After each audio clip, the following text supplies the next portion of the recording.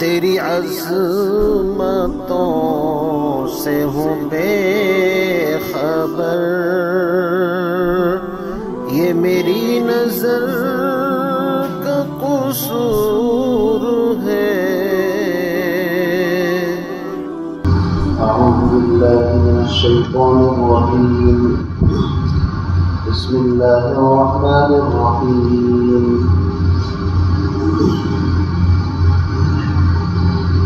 وَإِذْ أَخَذْنَا مِيثَاقَكُمْ وَرَفَعْنَا فَوْقَكُمُ الطُّورَ خُذُوا مَا آتَيْنَاكُمْ بِقُوَّةٍ وَاسْمَعُوا قَالُوا سَمِعْنَا وَعَصَيْنَا وَأُشْرِبُوا فِي قُلُوبِهِمُ الْعِجْلَ بِكُفْرِهِمْ قُلْ بِئْسَ مَا يَأْمُرُكُمْ بِهِ إِيمَانُكُمْ إِن كُنتُم مُّؤْمِنِينَ قُلْ إِن كَانَتْ لَكُمُ الدَّارُ الْآخِرَةُ عِندَ اللَّهِ خَالِصَةً مِّن دُونِ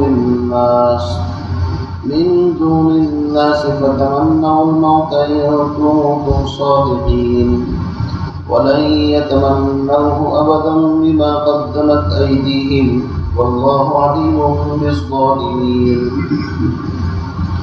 وَلَتَجِدَنَّهُمْ أَحْرَصَ النَّاسِ عَلَىٰ حَيَاةٍ وَمِنَ الَّذِينَ أَشْرَكُوا يَوَدُّ أَحَدُهُمْ لَوْ يُعَمَّرُ أَلْفَ سَنَةٍ وَمَا هُوَ بِمُزَحْزِحِهِ مِنَ الْعَذَابِ أَن يُعَمَّرَ وَاللَّهُ بَصِيرٌ بِمَا يَعْمَلُونَ صدق اللہ العظیم۔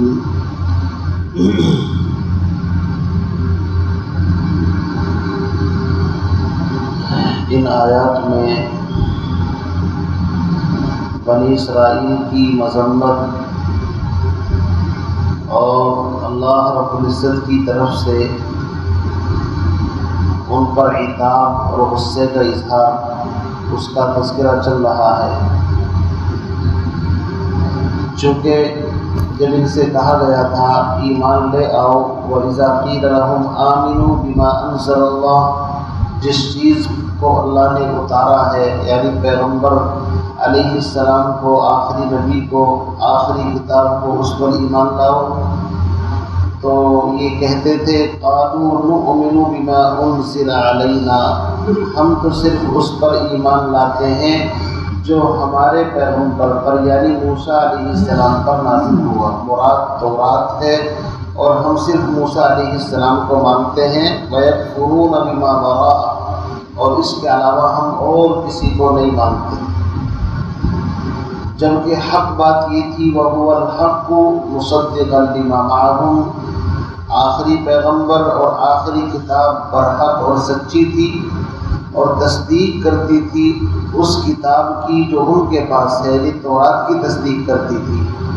تو ان لوگوں کو آگے بڑھ کر کے اس کو ماننا چاہیے تھا، لیکن انہوں نے صاف انکار کر دیا کہ ہم تورات کے علاوہ اور موسیٰ علیہ السلام کے علاوہ کسی اور پر ایمان نہیں لاتے۔ اب ظاہر بات ہے اللہ کو غصہ آنا یقینی تھا، تو اللہ رب العزت نے اپنے نبی سے کہا اے میرے محبوب، پھر آپ ان سے یہ پوچھئے جب تمہارا دعویٰ یہ ہے کہ ہم تورات کو مانتے ہیں، موسیٰ علیہ السلام کو مانتے ہیں، تو کیا تورات میں کہیں یہ لکھا ہوا تھا کہ نبیوں کو قتل کرنا، بچھڑے کی پرستش اور عبادت کرنا؟ کیا اس کے اندر یہ لکھا تھا کہ نبیوں کا استہزاء اور مذاق کرنا؟ کیا اس کے اندر یہ سب باتیں لکھی تھی؟ ظاہر بات ہے تورات میں تو یہ باتیں نہیں لکھی تھی۔ اس کا مطلب یہ ہے یہ الزامی طور پر ان کو اوپر حجت قائم کی جا رہی ہے کہ بے وقوفو، اگر تم تورات پر بھی صحیح ایمان رکھتے تو تورات میں تو نبی علیہ السلام کی صفات لکھی ہوئی ہے، آپ علیہ السلام کے صحابہ اور آپ کی پیدائش کہاں ہوگی، آپ کے حال احوال لکھے ہوئے ہیں۔ اگر تورات کو مانتے تو نبی کو مانتے۔ اس کا مطلب یہ ہے کہ صرف تمہارے جھوٹے دعوے کہ ہم تورات پر ایمان رکھتے ہیں، نہ تمہارا تورات پر ایمان ہے جیسا ایمان ہونا چاہیے۔ اگر تورات پر ایمان ہوتا تو قرآن پر ضرور ایمان ہوتا۔ اسی کا تذکرہ اللہ رب العزت یہاں سے فرما رہے ہیں کہ اے نبی، آپ اس وقت کو ذرا ان کو یاد کرائیے، یہ وہ بنی اسرائیل ہیں جو نبی علیہ السلام کے زمانے میں مدینے کے آس پاس رہتے تھے، چونکہ ظاہر بات ہے ان کے بڑوں نے جس چیز کو کیا چھوٹے بھی اسی چیز کو کر رہے تھے. تو فرمایا وَإِذْ أَخَذْنَا مِيثَاقَكُمْ وَرَفَعْنَا فَوْقَكُمُ الطُّورَ، اس وقت کو یاد کرو جب ہم نے تم لوگوں سے عہد اور پیمان لیا. کس چیز کا عہد؟ اس چیز کا لیا تھا کہ تورات پر عمل کرنا اور موسیٰ علیہ السلام کی پیروی کرنا. تو تم لوگوں کا حال اس وقت کیا تھا کہ تم نے نافرمانی کی، جس کی پاداش میں وَرَفَعْنَا فَوْقَكُمُ الطُّورَ، ہم نے طور پہاڑ کو تمہارے سروں پر اس طرح لا کر کے کھڑا کر دیا گویا کہ ابھی تمہارے سروں پر گرنے والا ہے. خُذُوا مَا آتَيْنَاكُمْ بِقُوَّةٍ، تمہیں کہا گیا تھا کہ تورات کے احکام کو مضبوطی سے پکڑنا. خُذُوا، لو، ما، اس چیز کو جو ہم نے تم کو دی ہے یعنی تورات، بقوۃ، اپنی طاقت کے مطابق اس پر عمل کرنا. واسمعوا، اور اچھی طرح سنو. انسان جب سنے گا تو اطاعت کرے گا. اب اس وقت ان کا حال یہ تھا، قالوا سمعنا، جب انہوں نے دیکھا کہ پہاڑ بالکل گرنے والا ہے تو کہنے لگے ہاں ہم نے سن لیا، ہم بالکل اطاعت کریں گے. لیکن اس کے بعد پھر نافرمانی شروع کر دی. تو اللہ فرماتے ہیں وَعَصَيْنَا، گویا کہ تم زبان سے سمینا کہہ رہے تھے اور دل کے اندر عصینا کہہ رہے تھے کہ مانیں گے نہیں. یہ اس کا مطلب یہ ہے کہ جب موسیٰ علیہ السلام نے ان کو تورات لا کر کے دی کہ اللہ کی طرف سے کتاب ملی ہے، تو شروع میں تو کہنے لگے ہم نہیں مانیں گے اس میں تو بڑے سخت احکام ہیں، بڑے قوانین ہیں. تو اللہ نے پہاڑ ان کے سروں پر کر دیا. تو انہوں نے سوچا کہ شاید ویسے ہی ڈرایا جا رہا ہے، اڑے رہے اپنی بات پر کہ ہم نہیں مانیں گے. لیکن جیسے جیسے پہاڑ جب ان کے سروں کی طرف بڑھا اور انہوں نے دیکھا کہ بالکل اب کیما بن جائیں گے، تو پھر یہ سجدے کے اندر چلے گئے. لیکن کن انکھیوں سے پہاڑ کو دیکھتے رہے کہ گرے گا یا دور یا ہٹا لیا جائے گا. تو موسیٰ علیہ السلام کی دعا کی برکت سے اس پہاڑ کو ان کے سروں پر سے ہٹایا. تو گویا کہ عصینا شروع میں کہا اور سمیعنا بعد میں کہا. اللہ فرماتے ہیں وَأُشْرِبُوا فِي قُلُوبِهِمُ الْعِجْلَ بِكُفْرِهِمْ، اور ان کے دلوں کے اندر اس گوسالہ، اس بچھڑے کی محبت ان کی نافرمانی کی وجہ سے پلا دی گئی.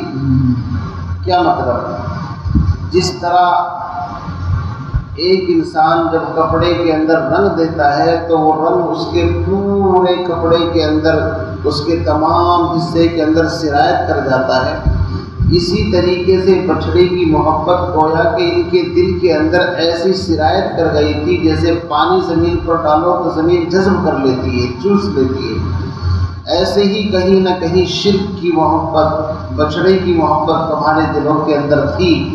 تو کیا یہ سب باتیں تورات کے اندر تھی کہ ان پر عمل کرنا؟ قل، اے نبی آپ فرما دیجئے، بئس ما یأمرکم بہ ایمانکم، کیا ہی بری ہے وہ چیز جس کو تمہارا ایمان تمہیں حکم دیتا ہے اگر تم ایمان والے ہو. یعنی اللہ یہ پوچھ رہے ہیں بچڑے کی پوجا کرنا اور اسی طریقے سے عہد کو توڑنا، کیا یہ سب باتیں تورات کے اندر تھی جو تمہارا دعویٰ ہے کہ ہم تورات پر ایمان رکھتے ہیں؟ ظاہر بات ہے تورات میں تو یہ باتیں نہیں تھی. اب آگے ان سے کہا جا رہا ہے کہ چلو اگر تمہارا دعویٰ یہ ہے، ان کے بڑے بڑے 3 دعوے تھے. ایک تو یہ کہتے تھے لن تمسنا النار، ہمیں جہنم کی آگ نہیں چھو سکتی. دوسرا کہتے تھے نحن ابناء اللہ و احباؤہ، ہم اللہ کے محبوب بندے ہیں، اس کی اولاد ہیں. تیسرا دعویٰ ان کا یہ تھا کہ سب کو دعوت دیتے تھے کونوا ہودا او نصارا تہتدوا، سب کے سب یہودی بن جاؤ، ہدایت پا جاؤ گے. بلکہ یوں کہا کرتے تھے کہ ہدایت جو ہے وہ یہودیت ہی کے اندر ہے. تو اللہ ان سے فرماتے ہیں کہ اچھا، اس کا مطلب یہ ہوا کہ آخرت کی زندگی گویا کہ خالص تمہارے لیے، جنت تمہارا انتظار کر رہی ہے. تو پھر اس دنیا کے جھمیلوں سے پاک صاف ہو کر کے ذرا موت کی تمنا کر لو. یہ ایک طریقے سے مباہلہ چیلنج ہے بھائی جب انسان آخرت بنی اس کے لیے ہے تو دنیا میں تو مصیبتیں ہیں، تکلیفیں ہیں، یہاں تکلیفوں میں رہ کر کے کیا فائدہ؟ تم سب کے سب تمنا کر لو کہ ہمیں موت آ جائے، بس پھر دیکھتے ہیں۔ ظاہر بات ہے اللہ احکم الحاکمین ہے، اللہ کو تو ان کے دلوں کا پتہ ہے کہ یہ کبھی موت کی تمنا نہیں کر سکتے۔ کیوں؟ اس لیے کہ آخرت کا معاملہ حسب نسب پر نہیں ہے، آخرت کا معاملہ تو ایمان اور اعمال پر ہے۔ اللہ نے تو پہلے بتا دیا الذین آمنوا وعملوا الصالحات اولئک اصحاب الجنہ، جو ایمان لائے اعمال صالحہ کرے وہ جنتی ہے۔ اور یہ حسب نسب سے جوڑتے تھے، ہم نبیوں کی اولاد ہیں، ہم پر اللہ نے بڑے انعام کیے ہیں اور ہم ایسے ہیں، ڈبل پیسے ہیں، تو اپنی تعریف حسب نسب کی وجہ سے کرتے تھے۔ تو نبی علیہ السلام کی زبانی ان سے کہا گیا اگر آخرت تمہارے واسطے خالص ہے اور جنت تمہارا انتظار کر رہی ہے تو ذرا ایک مرتبہ موت کی تمنا کرو۔ ان کو پتہ تھا، اتنے بیوقوف تو یہ بھی نہیں تھے کہ نبی کے سامنے اگر ہم ایک مرتبہ موت کی تمنا کریں گے تو موت یقینی ہے آ جائے گی، اور ظاہر بات ہے موت آئے گی تو آخرت میں جو انہوں نے الٹے پلٹے ٹھوک رکھے ہیں وہ ان کو پتہ ہے، کام تو صحیح ہے نہیں۔ تورات میں یہ چینجنگ کرتے تھے، نبیوں کو یہ قتل کرتے تھے، نبیوں کو جھٹلانا تو عام بات تھی، اور کیا کچھ نہیں کرتے تھے۔ تو اس لیے اب ان کو بطور چیلنج کے کہا جا رہا ہے قل ان کانت، اے نبی آپ کہہ دیجئے ان کانت لکم الدار الآخرۃ عند اللہ، اگر اللہ کے یہاں آخرت کا گھر خالص تمہارے لیے ہے، جیسا کہ تم دعویٰ کرتے ہو، دعویٰ تھا ان کا کہ آخرت ہمارے لیے ہے، من دون الناس، اور لوگوں کے علاوہ، فتمنوا الموت، تو ذرا موت کی تمنا کرو اگر تم سچے ہو۔ سوال یہ ہے کہ کیا موت کی تمنا کرنا جائز ہے یا نہیں، یہ ایک الگ مسئلہ ہے۔ مسئلہ یہ ہے کہ موت کی تمنا تو نہیں کرنی چاہیے، حدیث کے اندر منع آیا ہے، چونکہ انسان کی جتنی زیادہ لمبی عمر ہوگی اللہ کا انعام ہے، اتنی ہی نیکیاں زیادہ کرنے کا موقع ملے گا، نیکیاں نہ بھی کر سکا تو کم سے کم توبہ کا موقع ملے گا۔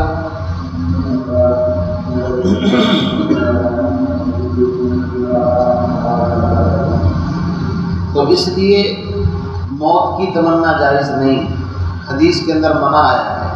البتہ زبان سے موت کی تمنا کرنا منع ہے، لیکن کبھی کبھی انسان اتنا مغلوب الحال ہو جاتا ہے کہ دل سے اس کی آخرت کی تمنا ہوتی ہے۔ جیسا کہ آپ کو معلوم ہے کہ ہر نبی کو اللہ نے اختیار دیا، وہ چاہے تو دنیا میں رہے چاہے آخرت میں۔ تو نبی علیہ السلام کو بھی اختیار ملا، حضرت موسیٰ علیہ السلام کو بھی، حضرت ابراہیم علیہ السلام کو بھی۔ روایت میں آتا ہے ابراہیم علیہ السلام کے پاس موت کا فرشتہ آیا کہ اللہ نے آپ کو یاد فرمایا ہے، تو ابراہیم علیہ السلام نے کہا کہ اللہ سے پوچھو کہ کیا کوئی اپنے دوست کو بھی مصیبت میں ڈالتا ہے؟ اللہ کی طرف سے جواب ملا کہ جا کر کے ابراہیم سے کہو کہ کیا دوست اپنے دوست سے جدائی کو چاہتا ہے؟ دوست تو دوست سے ملنا چاہتا ہے۔ تو بہرحال حقیقت بھی یہی ہے کہ انسان کبھی کبھی اتنا مغلوب الحال ہو جاتا ہے اللہ کی محبت میں کہ وہ اس دنیا کو ایک جھمیلا سمجھتا ہے، اور موت ایک پل ہے جو حبیب کو حبیب سے ملاتی ہے۔ تو اگر اس طرح دل میں کبھی تمنا آ گئی، اس کے اوپر کوئی گرفت اور پکڑ نہیں ہے، یہ یاد رکھیے آپ اس بات کو۔ البتہ زبان سے دعائیں کرنا موت کی یہ مناسب نہیں ہے۔ یہاں تک لکھا ہے اگر زیادہ ہی کسی انسان کو کوئی اس طرح کا مسئلہ ہو تو بس زیادہ سے زیادہ یہ کہہ سکتا ہے یا اللہ جب تک میرا دنیا میں زندہ رہنا مناسب ہے تو آپ مجھے زندہ رکھیے، اور جب دنیا میں رہنا میرے لیے اچھا نہ ہو بلکہ برائی کا ذریعہ بن جائے، میری ہلاکت کا ذریعہ بن جائے، تو پھر یا اللہ دنیا سے مجھے آخرت کی طرف منتقل کر دیجیے، چونکہ برائیوں میں جینے سے آخرت میں چلا جانا زیادہ بہتر ہے۔ تو اس طرح آخری درجہ ہے۔ ان سے جو موت کی تمنا کے لیے کہا گیا یہ اس لیے کہ ان کا تو دعویٰ تھا کہ آخرت ہمارے لیے ہے، تو کہا کہ چلو پھر ایک مرتبہ تمنا تو کر کے دیکھو۔ اب اللہ کو تو پتہ ہے ان کی کمزوری کا، اللہ نے فرمایا وَلَن يَتَمَنَّوْهُ أَبَدًا، اے میرے محبوب کبھی بھی ہرگز موت کی تمنا نہیں کر سکتے. کیوں؟ بما قدمت ایدیہم، اپنے کرتوت کی وجہ سے. ان کو پتہ ہے حسب نسب سے تھوڑی کام چلے گا، اعمال سے کام چلے گا. اعمال تو ہے نہیں کچھ بھی ان کے پلے میں. واللہ علیم بالظالمین، اللہ تعالیٰ ظالموں کو خوب جانتا ہے. وَلَتَجِدَنَّهُمْ، بلکہ فرمایا کہ موت کی تمنا تو دور، ان کا حال تو یہ ہے وَلَتَجِدَنَّهُمْ أَحْرَصَ النَّاسِ عَلَىٰ حَيَاةٍ، لوگوں میں سب سے زیادہ حریص دنیا کی زندگی کا آپ انہی کو پائیں گے. دیکھو جس کا آخرت پر یقین نہیں وہ دنیا کی زندگی کو ترجیح دیتا ہے. وہ سمجھتا ہے کہ یہاں جو کچھ نفع ہے بس اٹھا لیا، اس کے بعد تو کہانی ختم ہے. لیکن جس کا آخرت پر یقین ہوتا ہے وہ یہ سوچتا ہے کہ یہاں نفع اٹھائے نہ اٹھائے لیکن آخرت میں انشاءاللہ نفع یقینی ہے.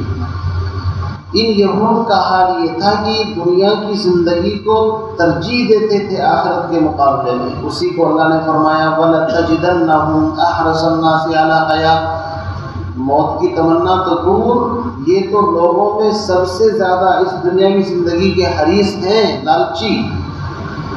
وَمِنَ الَّذِينَ أَشْرَكُوا، فرمایا ان لوگوں سے بھی زیادہ حریص ہیں جنہوں نے شرک کیا. چلو مشرک کو تو آخرت پر یقین نہیں، وہ دنیا کی زندگی کا لالچی ہو تو بات سمجھ میں آتی ہے. لیکن یہ تو یوں کہتے تھے ہم تورات کو مانتے ہیں، نبی کو مانتے ہیں، آخرت کو مانتے ہیں، فرشتوں کو مانتے ہیں، تو ایسے لوگوں کو تو آخرت کا حریص ہونا چاہیے. لیکن اللہ فرماتے ہیں کہ ان کا حال تو یہ ہے کہ مشرکین سے بھی زیادہ لالچی ہے اس دنیا کی زندگی کے. یود احدہم، ان میں سے ہر ایک دل سے چاہتا ہے لو یعمر الف سنہ، کاش ان کو 1000 سال کی عمر مل جائے. یہ تو ایک مثال ہے، ورنہ تو یہ چاہتے تھے لائف ٹائم کے لیے ہم کو یہی پر رہنا مل جائے. وما هو بمزحزحه من العذاب ان يعمر، اللہ فرماتے ہیں 1000 نہیں 2000 10,000 سال کی عمر مل جائے گی تو کیا آخرت کے عذاب سے بچ جائیں گے؟ وما ہوا، اور ان کو اگر عمر مل بھی گئی تو بمزحزحه من العذاب ان يعمر، اس لمبی عمر کا مل جانا ان کو عذاب سے نہیں بچا سکتا.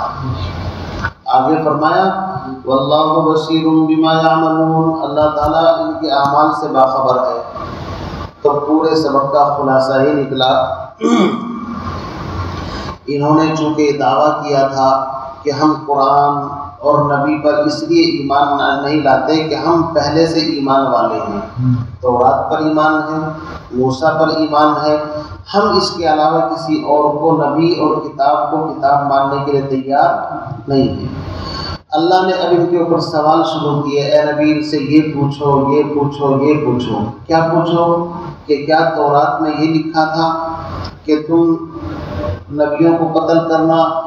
کیا تورات میں یہ بات لکھی ہوئی تھی کہ بچڑے کی پرستش کرنا؟ کیا تورات میں یہ سب باتیں لکھی ہوئی تھی؟ ظاہر بات ہے تورات میں یہ باتیں نہیں لکھی تھی، بلکہ تورات میں تو نبی آخر الزماں کی آمد کا ذکر تھا. اور یہ نبی کی آمد سے پہلے لوگوں سے کہا کرتے تھے ان قریب آخری پیغمبر آنے والے ہیں، ان کے ساتھ مل کر کے ہم سب کو دیکھ لیں گے. اور جب وہ نبی آ گئے تو انکار کرنا شروع کر دیا. پھر ان کے دعوے یہ تھے کہ آخرت ہمارے لیے ہے، ہم آخرت کے لیے ہیں. لوگوں پر اپنے ایمان کا روب جھاڑتے تھے کہ ہمیں کم نہ سمجھو، ہم بھی آخرت کو مانتے ہیں. تو اللہ کو تو چونکہ پتہ ہے کہ آخرت پر کا ایمان کہاں، یہ تو دنیا کے چکر میں پڑے ہوئے ہیں. اس لیے اپنے نبی سے فرمایا کہ آپ ان سے یہ کہو اگر تمہارا دعویٰ سچا ہے کہ تم آخرت کے لیے بنے ہو، آخرت تمہارے لیے ہے اور تم ہی بالکل خاص طور سے جنتی ہو، تو ذرا موت کی تمنا کرو. اب یہ اتنے ہوشیار تھے، جانتے تھے کہ نبی کے ساتھ مقابلہ ہے. اگر ایک مرتبہ ہم نے کہا ہاں ٹھیک ہے ہم موت کی تمنا کرتے ہیں اور ادھر نبی نے دعا کر دی تو تمہارا بیڑا صاف. تو یہ لوگ ایسی بیوقوفی نہیں کرتے تھے، خاموش ہو گئے کہ نہیں بھائی تمنا نہیں کرنا موت کی. تو اللہ نے ان کی پول پٹی کھول کر کے رکھ دی. بیوقوف موت کی کیا تمنا کریں گے؟ یہ تو مشرکین سے بھی زیادہ دنیا کی زندگی کے لالچی ہیں. یہ تو تمنا کرتے ہیں 1000 سال کی ہم کو زندگی مل جائے. اتنی تمنا تو مشرک بھی نہیں رکھتا دنیا میں جینے کی جتنی یہ رکھتے ہیں۔ اس کا مطلب یہ ہے کہ خالی ان کے جھوٹے دعوے ہیں، اس کی کوئی حقیقت نہیں ہے۔ اگر آخرت سے مجھ ان کے دل کے اندر ہوتی تو ایک وقت زندگی میں انسان کی ایسا آتا ہے وہ دنیا سے متنفر ہو جاتا ہے، یکسوئی اللہ اللہ کرتا ہے تو اللہ کی محبت دل کے اندر بس جاتی ہے، تو پھر وہ اللہ رب العزت سے موت اور اس سے مطلب اللہ کے دیدار کا متمنی ہو جاتا ہے۔ تو ان کی یہ کیفیت نہیں ہے۔ اللہ تعالیٰ سے دعا فرمائیں مجھے آپ کو ان باتوں پر عمل کی توفیق نصیب فرمائیں۔ سبحان اللہ وبحمدہ، سبحانک اللہم وبحمدک، اشہد ان لا الہ الا انت، استغفرک و اتوب الیک۔